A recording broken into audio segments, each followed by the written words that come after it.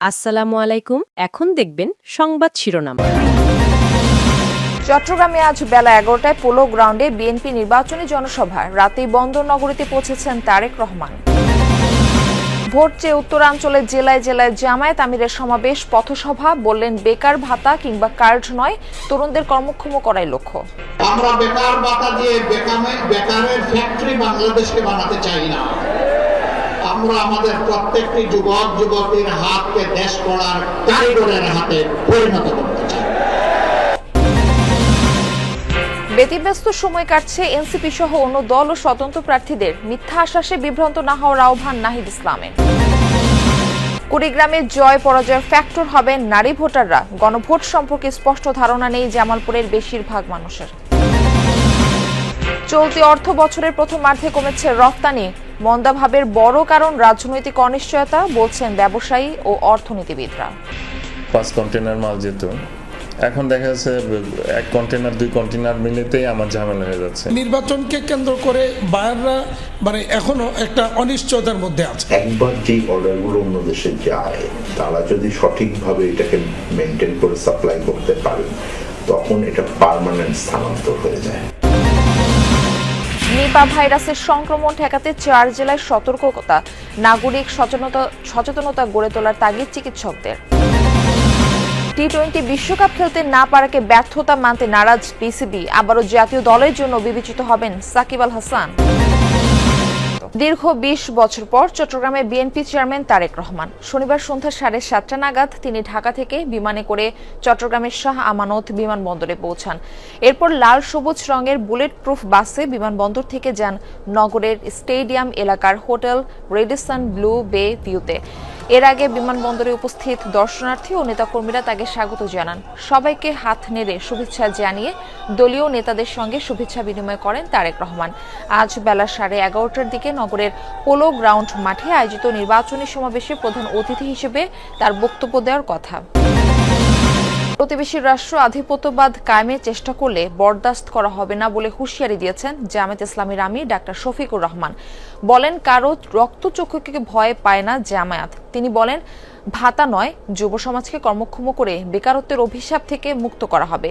দেশের রাজনীতিকে সুন্দর ও পরিচ্ছন্ন করতে 11 দলীয় নির্বাচনী ঐক্যকে ভোট দেওয়ার আহ্বান জানান জামায়াত আমির। উত্তরবঙ্গ জুড়ে দ্বিতীয় দিনের মতো নির্বাচনী প্রচারণা চালিয়েছে 10 দলীয় নির্বাচনী ঐক্য। গাইবান্ধার পলাশবাড়ির পাইলট উচ্চ বিদ্যালয় মাঠের জনসভা থেকে প্রচারণা শুরু করেন জামাত আমির ডাক্তার শফিকুর রহমান। নীল আকাশ, মাঝে মাঝে আকাশে শকুনের ছায়া দেখা যায়। ওই শকুনের ছায়া যেন বাংলাদেশের মাটিতে পড়তে না পারে। প্রচারণার শুরুতেই জামাত আমির বলেন, আধিপত্যবাদ আবারও চেপে বসার চেষ্টা করছে, এজন্য সবাইকে সজাগ থাকার আহ্বান জানান তিনি। কোনো আধিপত্যবাদের ছায়া বাংলাদেশে আমরা দেখতে চাই না। অবশ্যই বিশ্বের সকল সভ্য দেশের সাথে আমরা বন্ধুত্বের সম্পর্ক চাই। আমরা প্রতিবেশীদেরকে আমাদের প্রতিবেশী হিসাবে দেখতে চাই।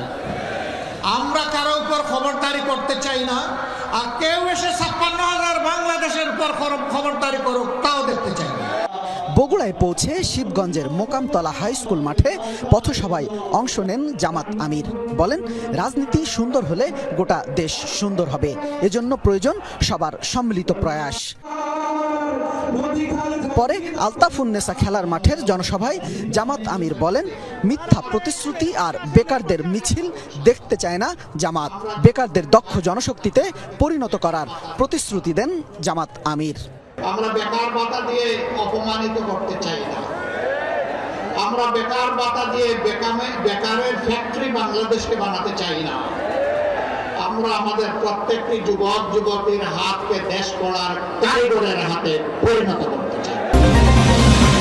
একদিকে যুক্তরাষ্ট্রের শুল্কের খড়গ, অন্যদিকে ইউরোপীয় ইউনিয়নের দেশগুলোতে তীব্র প্রতিযোগিতা। সব মিলিয়ে ফলাফল, চলতি অর্থ বছরের প্রথমার্ধে রপ্তানি কমেছে। তবে ব্যবসায়ী ও অর্থনীতিবিদরা বলছেন, রপ্তানিতে এমন মন্দাভাবের বড় কারণ রাজনৈতিক অনিশ্চয়তা। নির্বাচনী কার্যক্রম পর্যবেক্ষণের আওতায় রেখেছে আন্তর্জাতিক ক্রেতা প্রতিষ্ঠানও। লেদার ইঞ্জিনিয়ারিংয়ে স্নাতক সম্পন্নের পর দীর্ঘদিন ধরেই চামড়াজাত পণ্য প্রস্তুত, সরবরাহ আর রপ্তানি করছেন সাভার ট্যানারি পল্লীর দীপঙ্কর ত্রিপুরা। তবে গেল কমাস ধরেই ব্যবসায় মন্দাভাব, জানান আন্তর্জাতিক ক্রয়াদেশ নেমেছে অর্ধেকে। প্রত্যেক মাসে 5 কন্টেনার মাল যেত, এখন দেখা যাচ্ছে 1 কন্টেনার 2 কন্টেনার মিলেতেই আমার ঝামেলা হয়ে যাচ্ছে। শুধু চামড়াজাত পণ্য নয়, রপ্তানি উন্নয়ন ব্যুরোর সমীক্ষা বলছে গত ডিসেম্বরে রপ্তানি কমেছে শীর্ষ 5 খাতেই। তৈরি পোশাক, চামড়াজাত, কৃষি প্রক্রিয়াজাত, হোম টেক্সটাইল থেকে পাটজাত খাত, স্বস্তিতে নেই কোনো খাতের রপ্তানিকারকরাই। ডিসেম্বর মাসে রপ্তানি হয়েছে কেবল $397 কোটি, যা এর আগের বছরের একই সময়ের তুলনায় 14% কম। কিছু কাস্টমারের ভলিউম কিন্তু অলমোস্ট 30-40% ড্রপ করছে। যাদের সাথে আমরা ব্যবসা করি তারা কিন্তু খুব ওয়ারিড অ্যাবাউট বাংলাদেশ। ট্রাম্পের শুল্ক নীতির পাশাপাশি বাংলাদেশের আইনশৃঙ্খলা পরিস্থিতি ইন্টারন্যাশনাল বায়ারদের মাথা ব্যথার একটি বড় কারণ। এছাড়াও প্রতিযোগী দেশগুলোর সাথে কম্পিটিশনে টিকে থাকতে বাংলাদেশের রপ্তানি নীতিও খুব একটা সহায়ক নয়। নির্বাচনকে কেন্দ্র করে বায়াররা এখনো একটা অনিশ্চয়তার মধ্যে আছে। এক এলডিসি গ্রাজুয়েশনের দোহাই দিয়ে আর IMF এর প্রেসক্রিপশন দিয়ে আমাদের একটার পর একটা সকল প্রকার সুযোগ সুবিধা যেগুলি এক্সপোর্টে ছিল সব প্রত্যাহার করে নিয়েছে। রাজনৈতিক অস্থিতিশীলতা যেরকম একটা সমস্যা ক্রিয়েট করে আমাদের জন্য, but at the same time রপ্তানি পলিসির জন্য কিন্তু আমাদেরকে অনেক সময় অনেক চ্যালেঞ্জ ফেস করতে হয়। দেশে রপ্তানি কমছে, তার মানে আন্তর্জাতিক ক্রেতা প্রতিষ্ঠান বিকল্প দেশ থেকে পণ্য নিচ্ছেন। একবার বাজার হারালে রপ্তানিতে আরও বড় ধাক্কার শঙ্কা ভাবাচ্ছে অর্থনীতিবিদদের। একবার যেই অর্ডারগুলো অন্য দেশে যায়, তারা যদি সঠিকভাবে এটাকে মেনটেন করে সাপ্লাই করতে পারেন, তখন এটা পার্মানেন্ট স্থানান্তর হয়ে যায়। এমন পরিস্থিতিতে কি করছে রপ্তানি উন্নয়ন ব্যুরো? সংস্থাটি জানায় বাংলাদেশও বহির্বিশ্বে বাজার বিস্তৃতের কথা ভাবছে। পাশাপাশি এলডিসি উত্তরণ হলে সম্ভাব্য চ্যালেঞ্জ মোকাবেলায় বিভিন্ন প্রণোদনা প্যাকেজও আলোচনাধীন।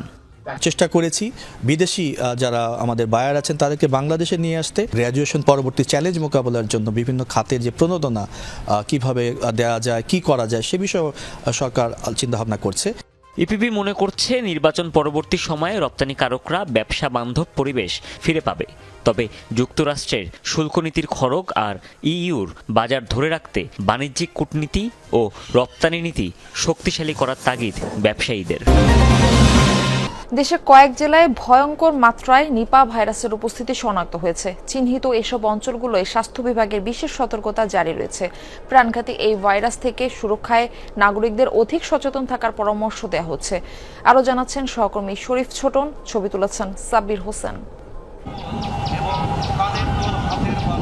শত বছর ধরে নওগাঁর বদলগাছি উপজেলার কৃষ্ণপুর গ্রামে মানুষের সাথে বাদুড়ের সহাবস্থান। গ্রামের ভেতর ছোট বড় প্রায় সব গাছে ঝুলে আছে হাজারো বাদুড়। 2013 সালে নিপা ভাইরাস সংক্রমণে এই গ্রামে 8 বছর বয়সের এক শিশু প্রাণ হারায়। এরপর যদিও আর কোনো ব্যক্তির শরীরে সংক্রমণের তথ্য পাওয়া যায়নি, তবুও উৎকণ্ঠায় দিন কাটে অধিবাসীদের। বাদুড়ে খুব ক্ষতি করে, বাদুড়ের বাচ্চা আছে, বড় আছে, প্রচুর বাদুড় গাছের লটকে থাকে। আর সন্ধ্যা হলেই তখন সবাই খাবারের খোঁজে বিভিন্ন ফলমূলের গাছে বের হয় খাবারের খোঁজে। ছোট বাচ্চা কাচ্চা এখন খেজুরের রস, কাঁচা রসটা খেতে যায় কেমন এই স্বাদ ওরা জানে না।